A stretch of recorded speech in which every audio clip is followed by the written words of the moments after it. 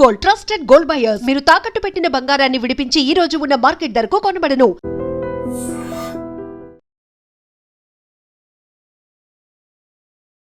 నమస్తే సార్. నమస్తే.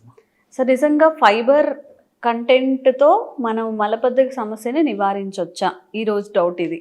నిజంగా అసలు మలబద్ధకానికి కారణమే ఫైబర్ రహితమైనటువంటి ఫైబర్ తక్కువ ఉన్నటువంటి ఆహారం తీసుకోవడం అమ్మా. ఓ, సో ఎప్పుడైతే ఫైబర్ సఫిషియెంట్గా ఉన్నటువంటి ఆహారం తీసుకుంటామో 100లో దాదాపు 95% లేదా 99% మలబద్ధక సమస్య రాదమ్మా. అంటే అంత ఫ్రీగా మోషన్ అయిపోతుంది. సో ప్రతి చోట ప్రతి ఒక్కరు చెప్పేది కూడా, వైద్య ప్రపంచం చెప్పేది కూడా ఫైబర్ ఫుడ్ బాగా తీసుకోండి, ఫైబర్ ఫుడ్ బాగా తీసుకోండి, మోషన్ బాగా ఇదవుతుంది. మోషన్ బాగా అవడమే కాకుండా ఫైబర్ ఫుడ్ తీసుకోవడం వల్ల గట్ బ్యాక్టీరియా ఈ మధ్యకాలంలో మరి ప్రపంచవ్యాప్తంగా విశేషమైనటువంటి ఆదరణ పొందినటువంటి ఇదమ్మా. ఫైబర్ వల్ల గట్ బ్యాక్టీరియా బాగా పెరుగుతుందని చెప్పేసి గట్ బ్యాక్టీరియా మీద విపరీతమైన ఫోకస్ ఏర్పడుతుందమ్మా. సో ఈ గట్ బ్యాక్టీరియా కూడా మంచి బ్యాక్టీరియా ఈ ఫైబర్ ఫుడ్ వల్ల పెరుగుతుందని చెప్పేసి కూడా ప్రపంచవ్యాప్తంగా కూడా దీనికి మంచి గుర్తింపు వచ్చిందమ్మా. సో ఈ ఫైబర్ ఫుడ్ వల్ల గట్ బ్యాక్టీరియా అంటే మంచి బ్యాక్టీరియా పెరగడంతో పాటు కొన్ని రకాలైన క్యాన్సర్ వ్యాధులు కానీ, అదేవిధంగా కొన్ని రకాలైన ప్రాణాంతకమైనటువంటి వ్యాధులు కూడా రావని చెప్పేసి కూడా పరిశోధనలు కూడా తేల్చి చెప్తున్నాయమ్మా. కాబట్టి ప్రతిరోజు కనీసము 30% 40% ఫైబర్ ఖచ్చితంగా మనం తీసుకునేటువంటి ఆహార పదార్థాల్లో ఉండాలని చెప్పేసి వైద్య ప్రపంచం తెలియజేయడం జరుగుతుందమ్మా. సరే, ఇదంతా నాణ్యానికి ఒకవైపు. ఈ యొక్క మోషన్కి సంబంధించినటువంటి అంశానికి వస్తేమా, ఫైబర్ ఫుడ్ మోషన్కి చాలా చాలా అవసరము. ఈ ఫైబర్ ఫుడ్ ఉన్నటువంటి ఆహార పదార్థాల్లో పళ్ళల్లో ఫైబర్ ఉంది, ఆకుకూరలో కూరగాయల్లో ఫైబర్ ఉంది, విత్తనాల్లో ఫైబర్ ఉంది. మెయిన్గా ఫైబర్ ఎక్కువ ఉన్నటువంటి వాటిని గురించి కొన్ని ప్రస్తావిస్తానమ్మా. ఇవి తీసుకోవడం వల్ల ఇంచుమించు ఎలాంటి ఔషధాలు లేకుండా మోషన్ ఫ్రీ అయ్యేటువంటి పరిస్థితి ఏర్పడుతుంది. సో ఫస్ట్ ఫ్రూట్స్ గురించి చెప్తానమ్మా. ఫైబర్ బాగా ఉన్నటువంటి ఫ్రూట్స్ దానిమ్మ, బత్తాయి, ఆరెంజ్ లేదా కమల. సో రెగ్యులర్గా ఈ ఫ్రూట్స్ తీసుకోగలిగితే మోషన్ ప్రాబ్లం ఉండదమ్మా. సో ఈ దానిమ్మ పళ్ళు పూర్వకాలం అయితే గట్టిగా విత్తనాలతో ఉండేటువంటి పరిస్థితి ఉండేది. విత్తనాలు నమిలి తినాలంటే ఇబ్బంది ఉండేది, కొంచెం కష్టంగా ఉండేది. సో ఈ రోజుల్లో మరి సీడ్లెస్ దానిమ్మ కూడా వచ్చింది కదమ్మా. సీడ్లెస్ దానిమ్మ కూడా ఉందమ్మా. సో ఒకవేళ సీడ్ కొద్ది గొప్ప ఉన్నా ఈజీగా నవలగలిగేటువంటి పరిస్థితి వచ్చింది. కాబట్టి మరి మంచిగా దానిమ్మ పండు రోజు తీసుకోవడం వల్ల చాలా చక్కటి ఫలితం కలుగుతుంది. ఫైబర్ ఎక్కువ స్థాయిలో ఉంటుంది కాబట్టి మోషన్ ఫ్రీగా అయ్యేందుకు దానిమ్మ పండు ఉన్నటువంటి ఫైబర్ చాలా చక్కగా ఉపయోగపడుతుందమ్మా. కానీ దానిమ్మ రసం వల్ల అంత ఉపయోగం ఉండదమ్మా. కాబట్టి పండ్లన్నా నమిలి తిన్నప్పుడే ఫైబర్ ఎక్కువ స్థాయిలో, అంటే సాల్యుబుల్ ఫైబర్, ఇన్సాల్యుబుల్ ఫైబర్ రెండు కూడా శరీరంలోకి పోయేదానికి అవకాశం ఉంటుంటుంది అన్నమాట. కాబట్టి ఆ విధంగా దానిమ్మ పండ్లు మంచిది. సో రెండవది బత్తాయి లేదా కమల, ఏదో ఒకటమ్మా.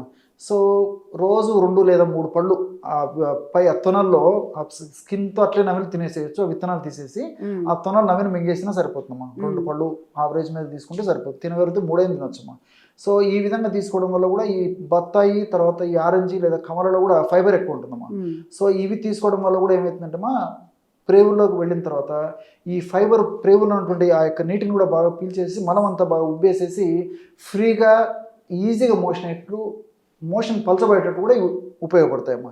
సో కాబట్టి ఈ 2 పళ్ళల్లో ప్రధానంగా ఫైబర్ ఎక్కువ శాతంలో ఉంటుంది. కాబట్టి ఈ 2 పళ్ళు మలబద్ధకం ఉన్నటువంటి వాళ్ళు ఇది వాడుకోవడం చాలా చాలా మంచిది.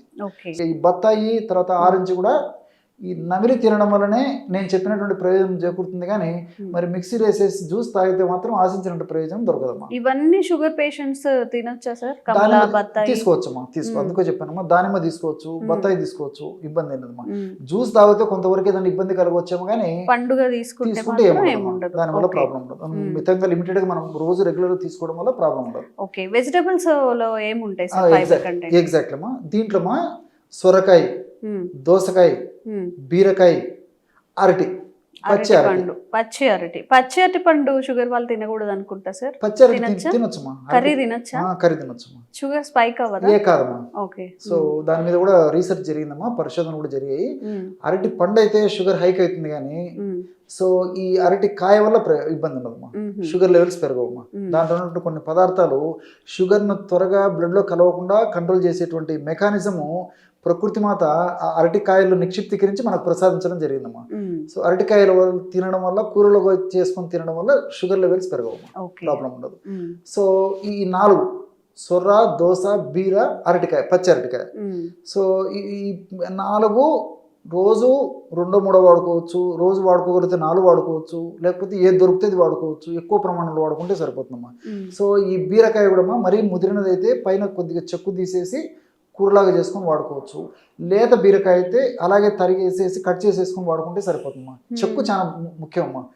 పైన చెక్కు తీయకుండానే తినాలి. ముదిరినది అయితే కాస్త చెక్కు తీసేయచ్చు, లేకపోతే మాత్రం అలాగే వండుకొని తినడం మంచిది. మొత్తం అదే పైన తోలంతా ఉంచేస్తే అట్లా చేసుకుని తినాలమ్మా, అందులో ఫైబర్ ఎక్కువ ఉంటుంది అన్నమాట. అదే విధంగా మనం ఏం చేస్తాం, మొత్తం పీల్ చేసేసి చక్కగా కడిగేసి ముక్కలు చేసుకుంటాం. అంటే మొత్తం తీయలేకపోయినా జస్ట్ ఆ గంపుల వరకు తీసేసి కొంచెం కొంచెం ఉంచుకున్నా సరిపోతుంది. ముదిరిన వాటికైతే అలాగే చేసుకోవచ్చు, నేతైతే అలాగే కట్ చేసుకుని వాడుకుంటే సరిపోతుంది. అదే విధంగా ఇప్పుడు దోసకాయను కూడా అలాగే కట్ చేసేసుకొని వండుకొని తీసుకోవచ్చు.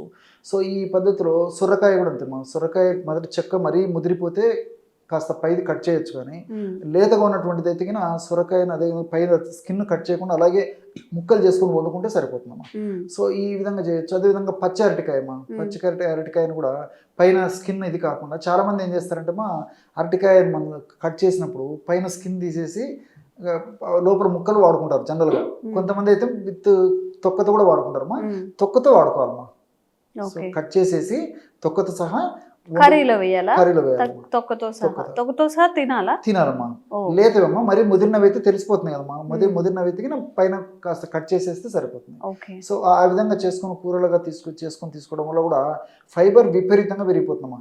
సో ఈ ఫైబర్ ఎక్కువగా ఉన్న ఆహారం తీసుకోవడం వల్ల కేవలం మోషన్ ఫ్రీగా అవ్వడమే కాకుండా నేను చెప్పినట్లు అనేక వ్యాధులు రాకుండా ఉంటాయి. గట్ బ్యాక్టీరియా కూడా బాగా వృద్ధి చెందుతుందమ్మా. ప్రేగుల్లో గట్ బ్యాక్టీరియా చాలా చాలా ముఖ్యం. ఎంత ఎక్కువగా గట్ బ్యాక్టీరియా, మంచి బ్యాక్టీరియా ఉంటుందో ప్రేగుల్లో అంత ఆరోగ్యం మనం చేకూరుతున్నామా. సో ఇవన్నీ కూడా మరి మనం వాడుకునేది ఈ పర్పస్కి వాడుకున్నప్పటికీ సైడ్గా అనేక రకాల బెనిఫిట్స్ ఉంటాయమ్మా. అదేవిధంగా సీడ్స్ అమ్మా, విత్తనాల గురించి మనం ఆలోచించినట్లయితే ఈ రోజుల్లో చాలా పాపులర్ అయిపోయినటువంటి విత్తనాలు చియా సీడ్స్. పల్లెల్లో గ్రామ ప్రాంతాల్లో ప్రజలు కూడా తెలిసిపోయిందమ్మా. Chia seeds. సో ఈ చియా సీడ్స్ లో విపరీతంగా ఫైబర్ ఉంటుందమ్మా. సో ఈ చియా సీడ్స్ను కూడా రోజు ఒక్కసారమ్మా ఒక 2 స్పూన్లు నీళ్ళల్లో ఒక 15 మినిట్స్ నానబెట్టేసేసి 2 టీ స్పూన్లు ఆ చియా సీడ్స్ని మనము ఈ మిల్క్ షేక్లో కానీ, లేకపోతే ఈ ఏదైనా ఈ సలాడ్స్లో కానీ, లేకపోతే మనం తీసుకునేటువంటి ఆహార పదార్థాల్లో వంటకాలు దేంట్లోనే కలిపి తీసుకోవచ్చు. తర్వాత ఈ రోటీ ఇందులో దాంట్లో కూడా ఏదైనా కావాలంటే కొంచెం మిగతా ఈ కూరల్లో కలిపేసి తీసుకోవచ్చు. ఏదో ఒక పద్ధతిలో చియా సీడ్స్ని 2 టీ స్పూన్లు ఒక 15 మినిట్స్ నానబెట్టేసేసి రోజు ఒక్కసారి తీసుకోవడం వల్ల కూడా విపరీతమైన ఫైబర్ దాంట్లో ఉండడం చేత ఈ యొక్క మోషన్ ప్రాబ్లం నుంచి బయటపడవచ్చు. సో నేను చెప్పినటువంటి ఈ పదార్థాలన్నీ కూడా ఈ ఫ్రూట్స్, అదేవిధంగా వెజిటబుల్స్, తర్వాత ఈ సీడ్స్ రోజు నేను చెప్పినటువంటి పద్ధతిలో వాడుకోవడం వల్ల ఇంచుమించు 100లో 95% లేదా 99% అని కూడా ఒక చెప్పుకోవచ్చు. వేరే మెడిసిన్స్ కూడా అవసరం ఉండదు. కాల విరేచనం, మోషన్ బాగా ఫ్రీగా అయిపోతుంది. దీనివల్ల మరి అన్ని మనకు సైడ్ బెనిఫిట్స్ ఉంటాయి, ఎలాంటి సైడ్ ఎఫెక్ట్స్ ఉండవు. ఓకే, అసలు తింటూనే చక్కగా మలబద్ధకాన్ని నయం చేసుకోవచ్చు అంట. బాగుంది కదా కాన్సెప్ట్. ఫైబర్ అంటే మనకి ఎంతసేపు పొట్టు ధాన్యాలు అంటే పాలిష్డ్ రైస్ కాకుండా ముడి బియ్యం తినండి అని చెప్తుంటారు. ముడి బియ్యం మాత్రమే కాకుండా ఫ్రూట్స్లో ఉన్నాయి, వెజిటేబుల్స్లో ఉన్నాయి, సార్ చెప్పినట్టు చిరుధాన్యాలు ప్లస్ సీడ్స్ అందులో కూడా ఉన్నాయి. కాబట్టి ఇంటేక్ చేసుకోండి, తప్పకుండా మంచి రిజల్ట్ అనేది ఉంటుంది. Thank you sir. Sir, one life lesson what medicine has taught you. Whatever you can do without expecting. But I really believe మన పాజిటివ్ యాటిట్యూడ్ ఉంటేనే మనం ఏదైనా సాధించగలం. గట్ని మనం కరెక్ట్గా డీల్ చేసినట్లయితే అది మనకి పాజిటివ్ హార్మోన్స్ని రిలీజ్ చేస్తుంది. షుగర్ వచ్చిన వాళ్ళ పరిస్థితి ఏంటి? పొట్ట దగ్గర పెరిగితే దాన్ని ఆండ్రాయిడ్ అంటారు. ఆండ్రాయిడ్ ఫోన్ కదా. అసలు థాట్స్ ఎందుకు వస్తాయి? బ్రెయిన్ డెడ్ అంటే దానికి ప్రపంచం అంతా కూడా కొన్ని నిర్దిష్టమైనటువంటి లక్షణాలు. మానసికంగా ధైర్యంగా ఉంటే క్యాన్సర్ జయించవచ్చు. You are a doctor for a cause, sir. అంతే. వాళ్ళకి వచ్చిన ఆదాయం కాకుండా ఫ్రీ సర్వీస్ ఎంతమందికో చేస్తారు.